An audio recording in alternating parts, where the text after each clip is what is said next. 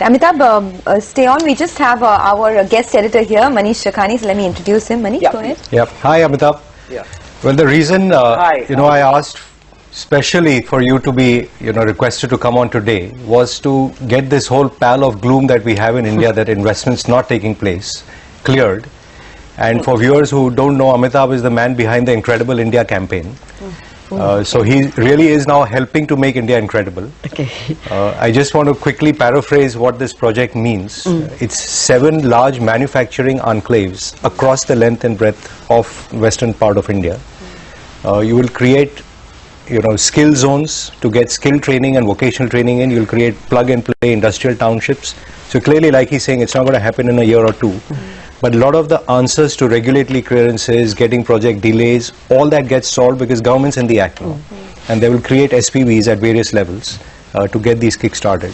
Like Amitabh said, it's $100 billion investment. They've got funding from multilateral agencies, from Japan, from IDFC, IIFC.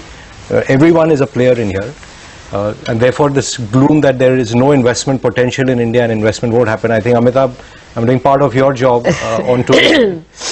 But, I think it is important to bring out that there is a concerted move to make investment a lot more friendly on the ground. And, surely this won't happen in 3 or 4 years. But directionally, this is what we needed to do.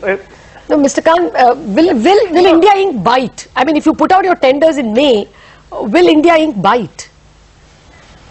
No, I think the important thing is that when you do new cities, it's very important that you create the backbone of the city. The drainage, the sewage, the solid waste, the ICT network on the back of it. And that's the kind of detailed engineering that we've done so that India really makes a quantum jump in the quality of engineering.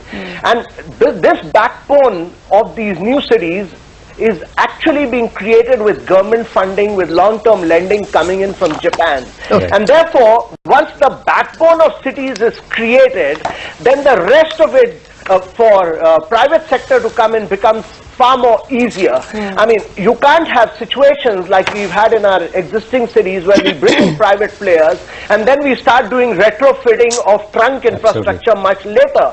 So my view is that once the backbone of these cities has been created, and many of these contracts in the initial phases will be EPC contracts, and we have to our mind, this would enable the private sector to come into the subsequent phases much quicker, much faster, because all approvals would have been in place. And I tell you, taking approvals for the private sector is quite a nightmare. I mean, we've struggled with this. We've taken about 44, 45 odd clearances within and housed them in the SPV. So that's a big challenge that we've met. And we are extremely confident that once the EPC contract to global scale and size is cracked on ground, the private sector will come in an extremely big way. And I think that will really provide the momentum to India's manufacturing, to India's urbanization. That's a very important point you made, Mr. Khan. Just hold on to that. That's an important point you made, because I'm going to try and relate this to some stocks as well. Manish, I want you to come in on this, because like he said, to create this entire infrastructure backbone,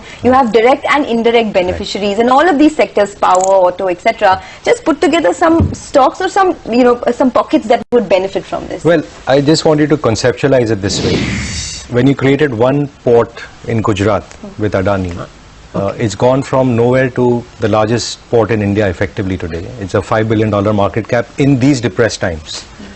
What they're doing is creating 7 manufacturing enclaves across India. So it's much beyond the port. You'll get the power and the water and the roads and everything built up ready, so you can go in and plug and play. So the size scale of this is effectively creating Pudongs and all which you have in China. It also solves things which we don't have on the export side. You don't have scale in India because you don't have these zones which allow manufacturing excellence. Because today our SEZs are all 50 square miles, like he was rightly saying, suiting a developer or a particular industrial house or a particular party and so on. So if this is indeed implemented, this changes the landscape of manufacturing in India. And these new townships effectively are a new Mumbai, a new Aurangabad, a new Nashik, and so on. And it's a bit like the internet. So when the internet came, it's the content providers who just completely lifted off. And I think this can lead to a big revival of manufacturing in India. Where manufacturing is 15% of GDP. Okay. Our exports are some... and that's the most depressed sector. And exports are what, 7-8% net, of GDP today. So we clearly need that to lift off. Mr. Kant, out of time, but I believe you want to come with the last comment. I would just like to put this in a perspective, because goods produced in the northern part of India today take about 13 to 14 days to reach the ports on the western coast of India. Yeah. Once the dedicated freight corridor comes in, by the end of 2017, you will have goods reaching the ports within 14 hours. And that, to my mind, is a radical shift. It will make a paradigm shift. And this would bring in a huge amount of efficiency in India's exports. And when you have these new large manufacturing cities on either side of this dedicated freight corridor, India will make a quantum jump in manufacturing.